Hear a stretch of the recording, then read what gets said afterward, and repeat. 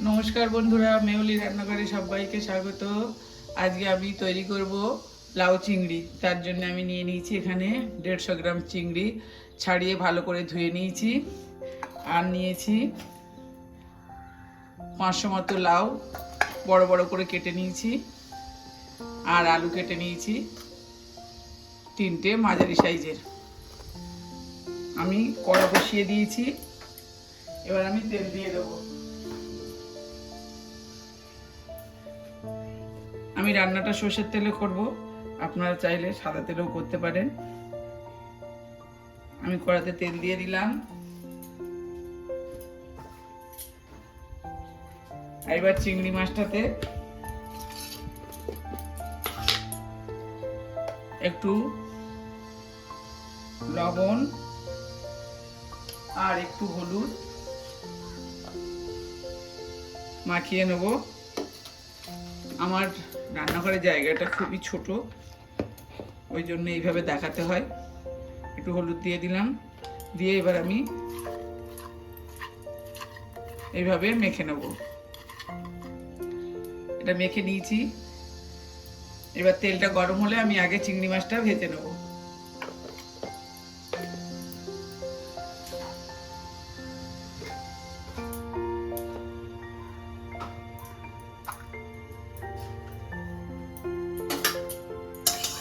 তেলটা আমার গরম হয়ে এসছে।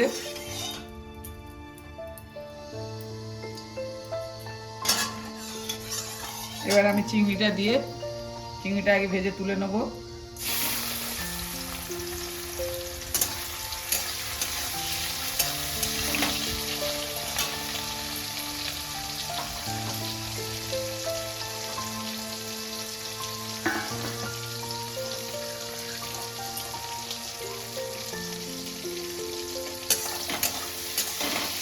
চিংড়িটা বেশি ভাজবো না, একটু হালকা করে ভেজে নেব। না ভাজলেও হয়, কিন্তু আমি একটু অল্প হালকা করে ভেজে নিলাম।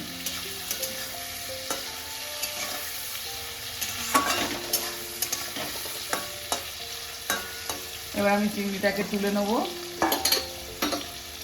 আর ভাজবো না।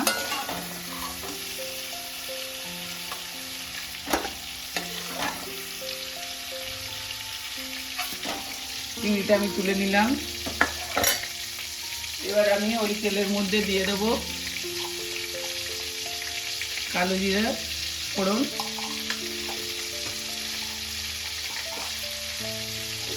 কালো জিরে ফোড়ন দিয়ে আমি এর মধ্যে এবার আলুটাকে দিয়ে দেবো।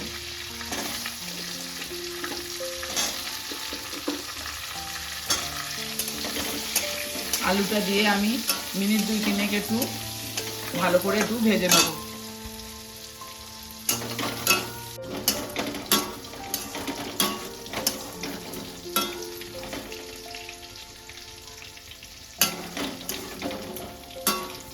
আমার আলুটা মিনিট 2-3 ধরে ভাজা হয়েছে। এবার আমি এর মধ্যে দিয়ে দেবো কেটে রাখা লাউটা,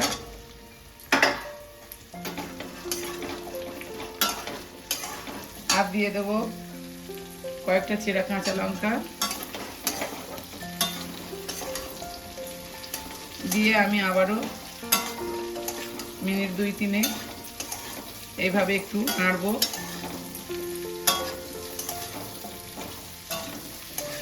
এর মধ্যে দিয়ে দেবো একটা টমেটো,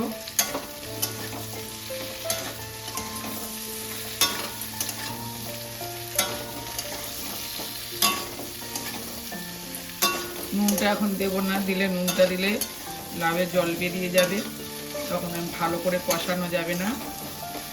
একটু ভালো করে ভেজে নিয়ে তবে নুনটা দেবো। এবার আমি নুনটা দিয়ে দেবো, পরিমাণ মতো নুন দিয়ে দিলাম।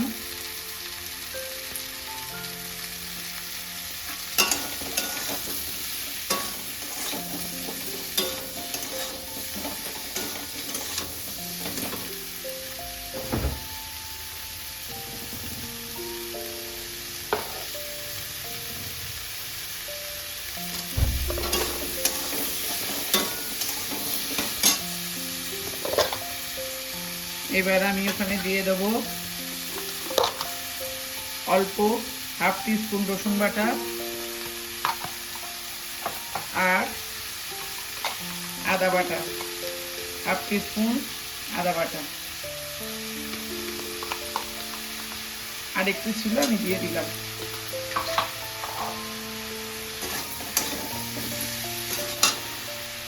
দিয়ে আমি আবারও ভালো করে আদা রসুনটাকে কষিয়ে নেব। নিয়ে এর মধ্যে এবার আমি দিয়ে দেবো 1 টিস্পুন হলুদ,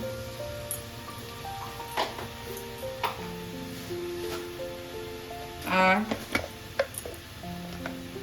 1 টিস্পুন ধনিয়ার গুঁড়ো, 1 টিস্পুন জিরার গুঁড়ো,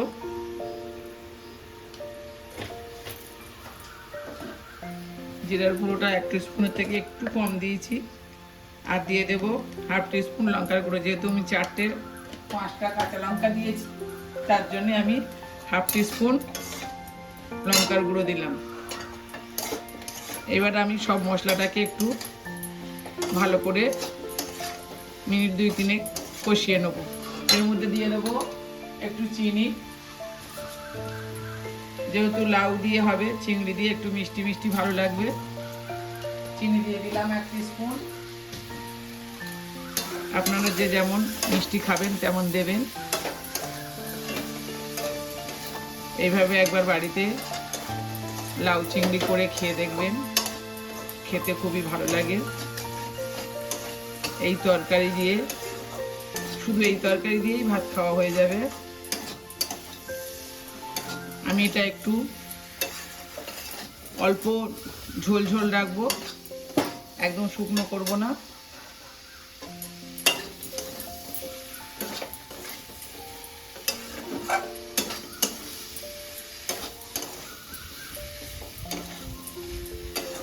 আমি আরো মিনিট 2 মশলাটাকে কষিয়ে নেব।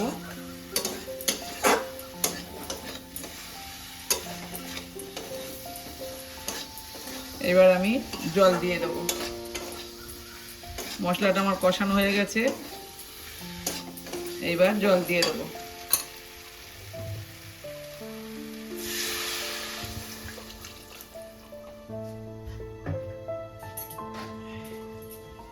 জলটা আমি পরিমাণ মতো দেবো, যাতে ঝোলটা খুব বেশি না হয়।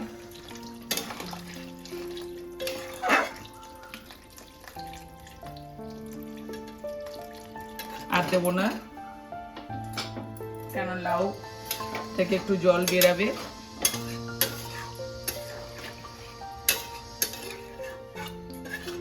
এবার এর মধ্যেই আমি চিংড়িটা দিয়ে দেবো, দিয়ে আর একেবারে চাপা দিয়ে দেবো।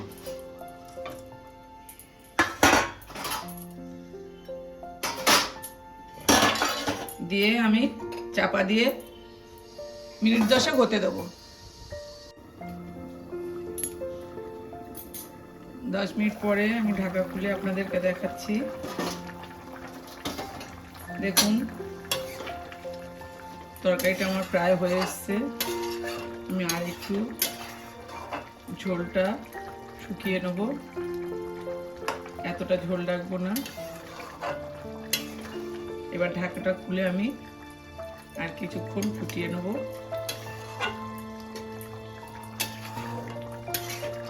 দেখুন কত সুন্দর হয়েছে তরকারিটা। আপনারা এইভাবে একবার বাড়িতে লাউ চিংড়ি করে খাবেন, অনেকভাবে তো করেছেন, এইভাবে একবার করে খেয়ে দেখবেন। এটা দিয়েই ভাত খাওয়া হয়ে যাবে। আর যদি আপনাদের এই লাউ চিংড়িটা ভালো লাগে তাহলে লাইক কমেন্ট শেয়ার করবেন বেশি বেশি করে। আর বন্ধুরা পাশে থাকবেন, সাবস্ক্রাইব করে পাশে থাকবেন। কেন আমি তো অনেক দিন এবারে ভিডিও দেওয়াটা বন্ধ করেছিলাম, তাই আবার নতুন করে আমার পাশে সবাই সাবস্ক্রাইব করে লাইক কমেন্ট শেয়ার করে থাকবেন।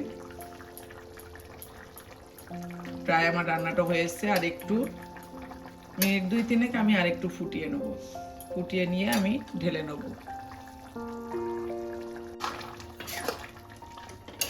আরো মিনিট 2-3 আমি ফুটিয়ে নিলাম। দেখুন তরকারিটা আমার হয়ে গেছে, এবার আমি ঢেলে নেব। আমি আর ঝোলটা মারবো না, কারণ এটা আবার একটু টেনে নেবে তরকারিটা। এবার আমি গ্যাসটা নিভিয়ে দিয়ে আমি তরকারিটা তুলে নেব।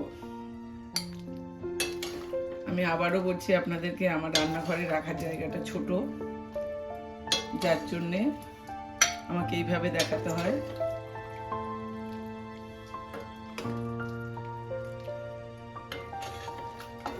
আমি সবটা আপনাদেরকে ঢেলে দেখাচ্ছি।